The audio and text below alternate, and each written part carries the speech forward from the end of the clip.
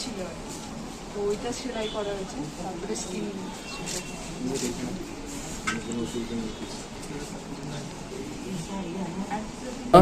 কালকে আমাদের পার্টি থেকে পার্টি সেক্রেটারি ভোট সম্পর্কে খুব বিস্তৃত পরিসরেই বলেছেন, যারা গেছেন তারা পেয়েছেন।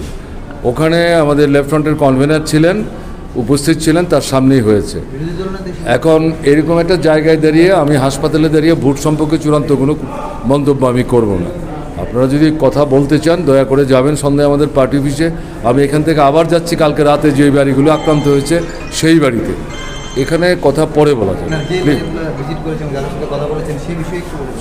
একই তো বিষয়, ভোট লুট করার চেষ্টা করেছে, ভীত সন্ত্রস্ত মুখ্যমন্ত্রীর কনস্টিটিউন্সিতে।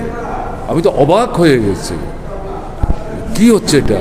এইভাবে পার পাবে না তো কেউ।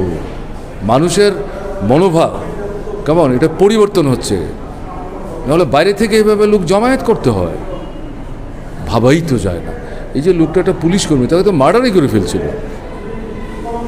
চলো।